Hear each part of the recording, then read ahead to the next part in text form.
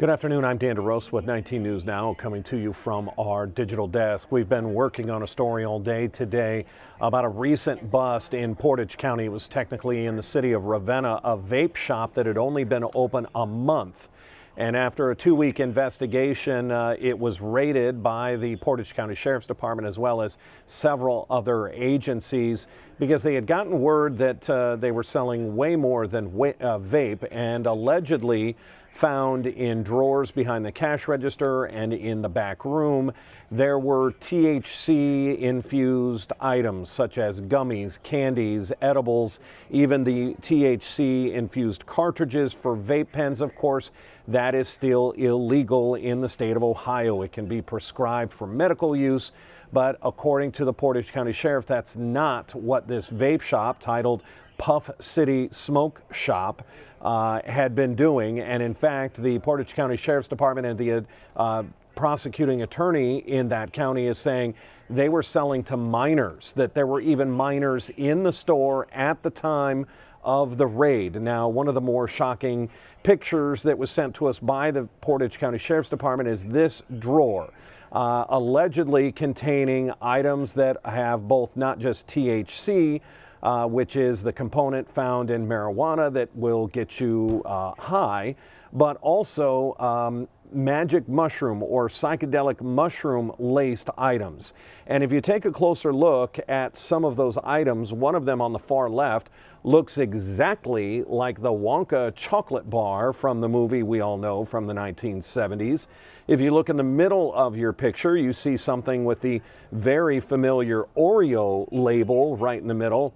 And then you look at the candies on the far right side, and those are gummy rings that look exactly like the candy you would buy, whether they're the peach gummy rings or whatever the flavor is. They look exactly like the candy. That had us taking this story to the next level. What about children who see a Wonka chocolate bar or see a package labeled Oreos or a package of gummy rings that they're used to eating? And are hospitals seeing an increase in emergency room visits, patient visits because of this type of situation? We're going to introduce Dr. Brian Ross. He is with University Hospitals. He is in the UH Emergency Medicine and Toxicology Department. Doctor, thank you for joining us. How are you today? And doing well. Thanks for asking. Thanks for having me on the show. Thank you for having us here. We are not going to ask you about what happened in Ravenna. That is not in your scope. That is not what you're here for. That is a completely different investigation. What we want to ask is, are hospitals seeing children come in and parents or family members saying, I had some THC gummies, or I had a chocolate bar that had mushrooms in it marked Wonka, or whatever the case may be? Are you seeing these types of situations in emergency rooms? Yeah, so anecdotally, I feel like we've seen a big uptick in especially pediatric visits to emergency departments after getting exposed to edible THC products. And I think that the data is kind of reflecting that. There was recently an article in the Journal of Pediatrics in February of this year that was looking at pediatric visits to emergency departments that called into poison centers across the country. And between 2017 and 2021, I think they demonstrated something like a 1,375% increase in ED visits related to these substances. It's tough. I mean, you have a kid who sees what looks like a candy bar and they can't differentiate between, whether or not this is something specifically for adult use or if this is something that they think is going to be a tasty treat, and they're going to dig into it. And unfortunately, the other issue that we run into this is a lot of these products are being dosed appropriately for a full-sized adult, and occasionally will contain multiple doses of THC for said adult, whereas a child is going to get a significantly larger dose than what would even be appropriate for their body weight. Yeah, we've seen that in the past. A single gummy, what looks like a gummy bear, for an average adult, that could be 4 or 5 or 6 doses. And again, everybody is different, and whether this is being prescribed medically or if somebody is trying to use this recreationally, that is, yes, still illegal in the state of Ohio. That's where the dangerous part comes in. A child that sees a gummy bear this size is just going to throw that whole thing in their mouth. What are some of the dangers if something like that happens? Let's talk about a 3 to 5 to 6-year-old. What happens physically? What happens to that child? What are the dangerous things that can happen? And so, we kind of often think of THC as a relatively benign substance. Unfortunately, especially in little kids, it's not. Most of the time, you'll see a little bit of, they're a little sedated, they have some decreased muscle tone, they look like they're intoxicated. Unfortunately, especially in young kids at really high doses, this can actually slow down their work of breathing, and some of them do need to be admitted to an ICU or even placed on a ventilator for a short period of time. So especially in very young children, this can be a dangerous exposure. Anecdotally, you said, we're obviously not going to talk about specific cases. That's a violation of HIPAA, but can you think of worst case scenario type situations that maybe you've seen there at UH? Yeah, so luckily we haven't had a ton of very sick kids at UH after these exposures, but I would say that hypothetically a worst case scenario would be a very young child getting into a very large dose of a THC edible and then ending up requiring being on a ventilator for a period of time in order to kind of support their respiratory mechanics until they metabolize off the drug. This could be anywhere to up to hours to days sometimes spent in the ICU waiting for the kids to recover from this type of exposure. Not to mention, and of course this is not your area of expertise, we're not going to go there, the legal ramifications. Obviously in most cases Child and Family Services will have to be brought in these situations. Let's move on. Let's talk about, do you have any advice to parents? And we're talking with Dr. Brian Ross. He is with University Hospital's Emergency Medicine and Toxicology. We're going to give you the final word here. Do you have advice for even if you are an individual who has it legally, you have a medical marijuana card that are legal here in the state of Ohio, what advice to parents, to family members? Maybe you're not used to having that 7-year-old nephew in your home.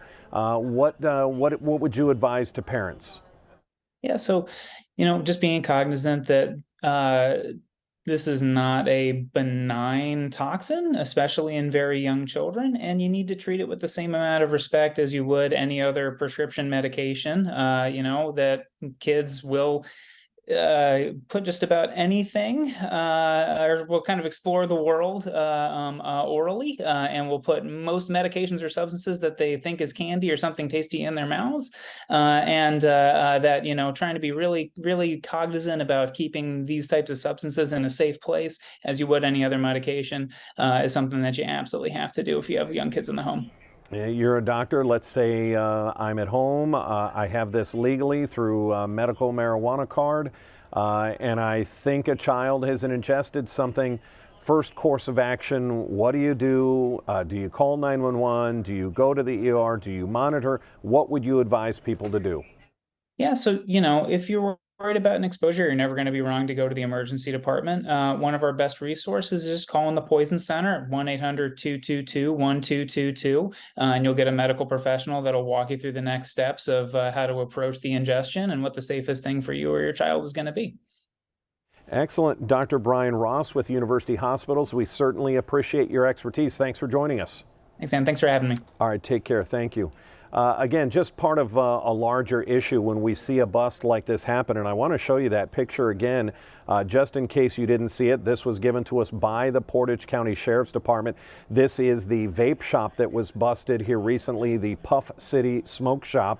The owner has only had it open for about a month. He told officials that he moved here from New York City recently, and after the raid, they found that he was selling this behind the counter. We can take a closer look. Again, if you're just joining us, the left side of the drawer there looks exactly like a Wonka chocolate bar from the movies, the 1970 movie. You look in the middle of the drawer, something marked Oreo, and then on the far right-hand side, you see some gummy rings. Again, not licensed to sell any kind of THC products, let alone psychedelic mushroom-laced products, both edibles and cartridges there, and now facing serious drug trafficking charges out of Ravenna. But you see that And I don't think anyone can say, oh, this is not a big deal. And you look at that and you think about a 5-year-old, a 6-year-old child coming across that bag on the right-hand side that looks like a peach gummy or a sour apple gummy that they're used to, a piece of candy, and the ramifications of what's going to happen if they eat not just one, but 2 or 3 or 4 like they're used to as kids. Just wanted to bring you awareness from the experts. Again, an incredible expert there at University Hospitals. Dr. Ross is an expert in emergency medicine and toxicology. Our 3 o'clock news is coming up in 45 minutes. That starts 3.5 hours of news on Channel 19. Until then, I'm Dan DeRosa with 19 News Now. Have a good afternoon. 19 News is everywhere. Download our CTV apps and follow us on social media at